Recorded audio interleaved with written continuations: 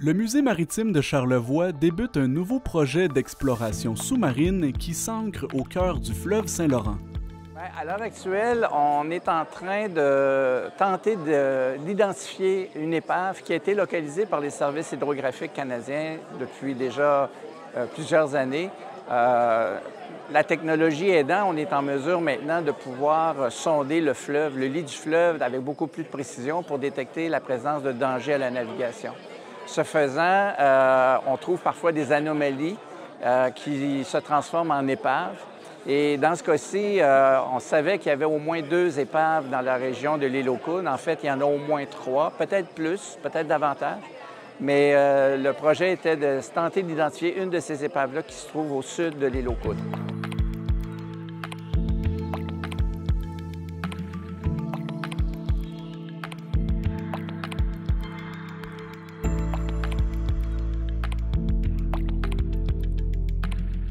Pour l'instant, ce n'est pas encore des fouilles archéologiques. On est dans une phase exploratoire, c'est-à-dire qu'une épave a été localisée, il fallait plonger. Donc, il y a eu une première plongée exploratoire par un groupe de plongeurs de Montréal, les plongeurs techniques de Montréal. Donc, eux ont été faire une exploration. Ils ont confirmé parce qu'on croyait que c'était peut-être une goélette contemporaine qui avait fait naufrage. Mais dans ce cas-ci, ils ont déterminé que c'était une épave beaucoup plus ancienne. Et en faisant un survol des différentes archives, on a pu déterminer que le bateau le plus probable serait un bateau anglais qui s'appelait le Minerva. L'aventure dans laquelle se lance le musée permettra d'alimenter 2 projets au cours de l'année 2025. Donc, on a mandaté Lily Marcotte, une documentariste, de monter une expédition cette année pour aller faire un tournage de l'épave et de ce qu'on en a perçu. C'est qu'on a vraiment une très belle épave cette année. Donc, un groupe d'archéologues, de plongeurs professionnels. Il y a Mario Cyr, qui est un grand cinéaste, qui est plongé avec ses caméras géodésiques. On avait également un drone, un aquadrome qui va sous l'eau, qui est allé filmer tout ça. Donc, on va produire un documentaire qui va devenir une exposition l'an prochain ici à même le musée. Donc, un documentaire sur cette fouille qui a eu lieu cet été. Les premières plongées ont permis de dévoiler quelques mystères de l'épave méconnue. Chose qui est sûre, c'est que les images qu'on a captées sont vraiment fascinantes. Donc, l'épave est vraiment en très bon état. Évidemment, il y a des encres, il y a plein de choses qu'on y retrouve.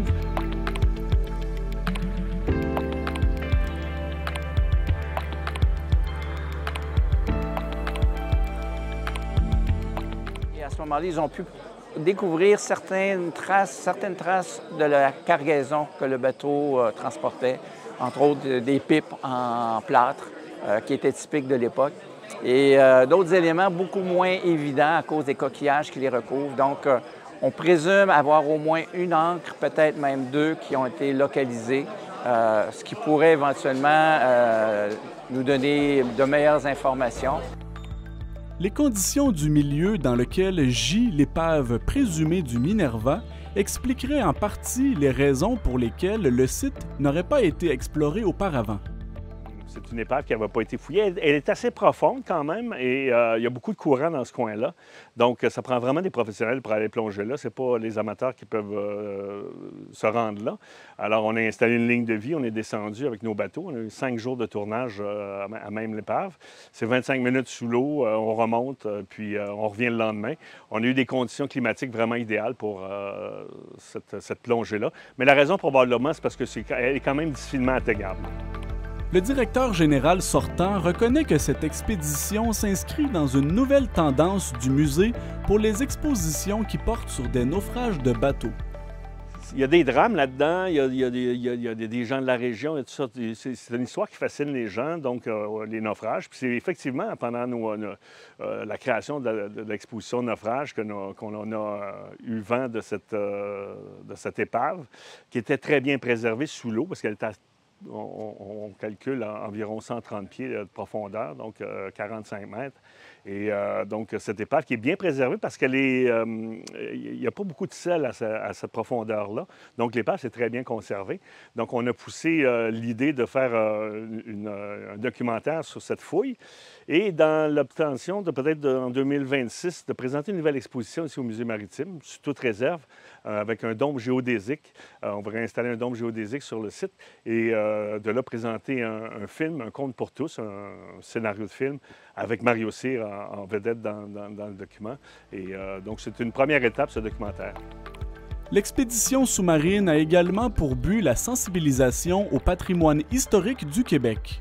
C'est normal d'avoir cette curiosité, cet intérêt, parce que c'est des bateaux qui étaient sur une liaison souvent triangulaire. Donc, l'Angleterre, le Canada, et on allait en Guyane chercher du sucre, de la mélasse, et on remontait vers l'Angleterre. Donc, c'était comme un triangle de navigation, et c'est ce qui a fait en sorte que beaucoup d'immigrants écossais, dans ce cas-ci, ont peuplé la région de Montréal ainsi que l'Ontario. Et c'est un peu normal qu'on ait cette curiosité de se dire, bon, bien ça, c'est un bateau qui joue quand même un rôle essentiel.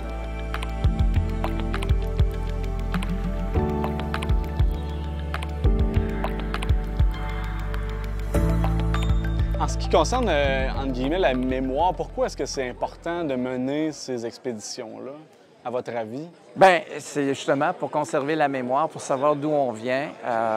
On sait qu'on vient des Français, mais on sait que les Anglais sont venus également après. L'interaction entre les deux, jusqu'à un moment donné où on devient un pays, bien, c'est intérêt de voir toutes ces étapes. Et l'étape maritime était une étape essentielle. Si on considère l'aviation, c'est très récent. La navigation, bien, c'est grâce à la navigation que Jacques Cartier s'est rendu sur nos terres et que Champlain a fondé une ville. Donc, l'histoire est très importante et il faut vraiment faire des efforts pour la conserver, pour que les autres générations puissent s'en souvenir. Une autre séquence de plongée est prévue au cours des prochains mois pour la poursuite du projet.